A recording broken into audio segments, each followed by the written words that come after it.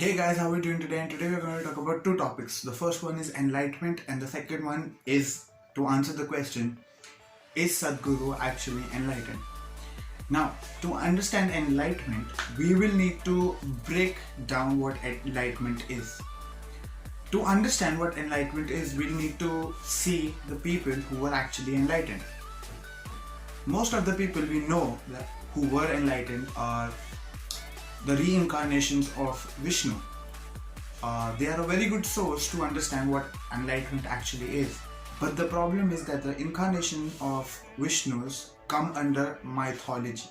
So we do not have actual proof if they were enlightened or not. The people who believe in God obviously say that they existed and they were enlightened. And I feel that this is the most appropriate source for us to understand what enlightenment actually is. In one of the videos, Sadhguru explained that an enlightened being is a being who has been reborn in the same body.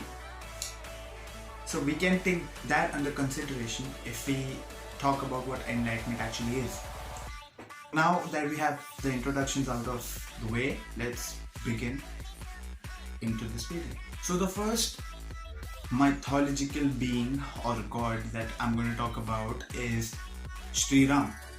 So it is said that Sri Ram was enlightened by a certain sage, and it seems so that in that story that enlightenment is the direct connection between knowledge, the knowledge of the whole universe. So taking that into consideration, we can say that the enlightened being has the knowledge of the universe. The second person I would like to talk about is Shri Krishna. Now Shri Krishna was said to be enlightened as he was born. This means he was enlightened since his birth.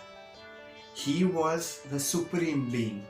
He is the supreme being of this universe. He is the protector, preserver, or you can say, the whole universe itself is him. And that is a very appropriate way to actually talk about God. When we say God, people usually who do not believe in God think of this mighty being sitting somewhere and just looking what is happening around. But that is not the truth. The truth is that when we say God, we mean the universe. And Shri Krishna himself has said in Bhagavad Gita that he is the universe. Everything that happens because of him. He is the cause of all the causes. So this is a very brilliant way in which Krishna has put up the word God into our minds.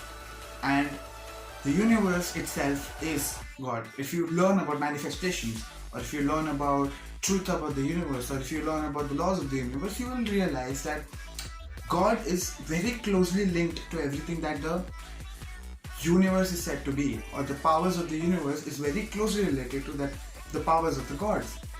So we cannot take Shri Krishna into consideration here because there is no story that actually shows the method of how he got enlightened. I would also like to talk about, in the case of Sri Ram,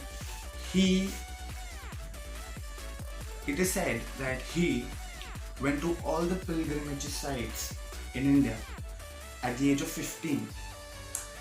And when he saw the world, he had a lot of questions in his mind. He had a lot of questions about the deity or God. And that is when King Dashrath was so concerned that Sri Ram is going into a dilemma, that he had to bring in a sage to talk to him to clear up his questions, his doubts, the things that he had in his mind.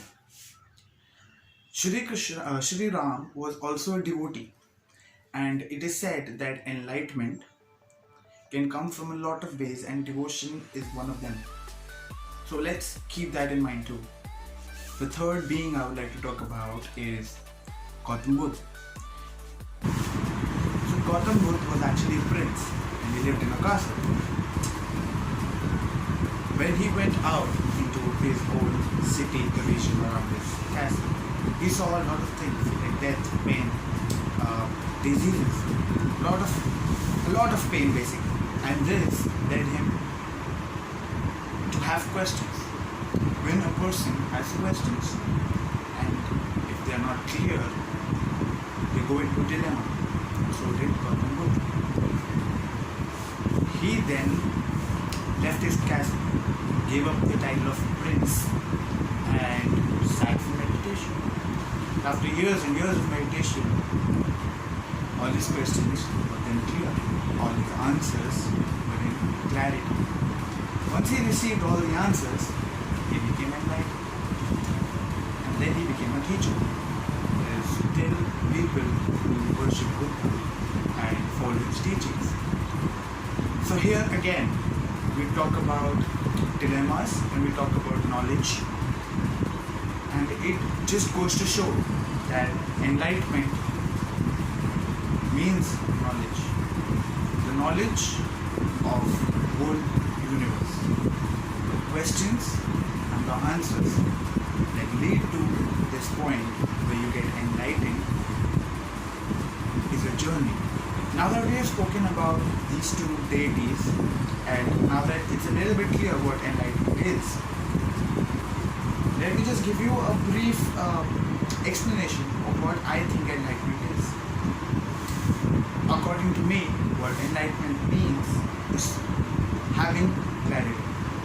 Clarity about everything and anything. An enlightened being is not confused.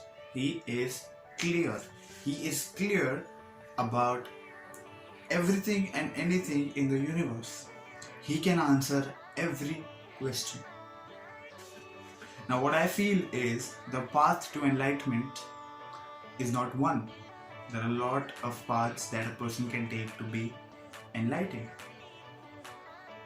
But the journey that you take to become enlightened is more important.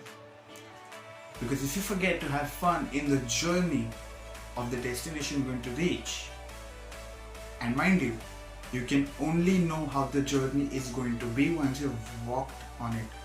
Moreover, if you have a perception that is broadened, then your periphery vision increases, because of which you get clear. So when we talk about an enlightened being, his vision is clear. He can see the cause. He can see what causes something. He knows how this universe works. That is what being enlightened means. And if you go to see what Sadhguru had put up, that a person who is enlightened is reborn. A person who is reborn is enlightened. What he means by that is your personality as a person has gone away. Now you're a part of this universe and you know what part you are. That is what being enlightened means. Your personality is just a jacket. It's a jacket that shows you the reality of this world in the physical terms of the reality. You cannot say that a house is not a house. It is a house, that is the reality, but it's a physical reality. You need to understand that there is more to things than just the physical aspect of life. There is a lot more. Now let's get to the part of the video that most of you might be waiting for. So the big question, is Sadhguru actually enlightened?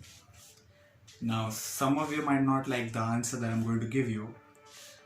It's not a negative answer zone, but still. What I say is, why do we care if he's enlightened or not?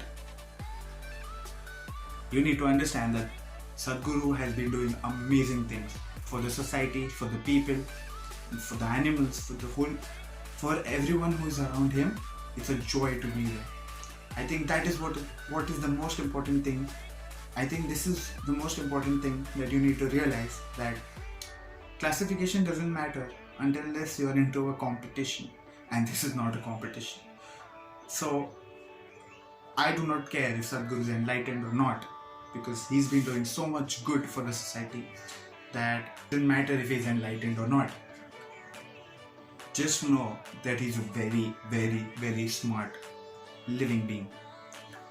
So that ends the conclusion, and I would like to inform all of you that we'll be doing a seminar on manifestation and well-being online So if you have any queries, or if you have any question, or if you want to avail to the services of the seminar, you can go into the description box and WhatsApp the number that has been given there. See you there, and peace.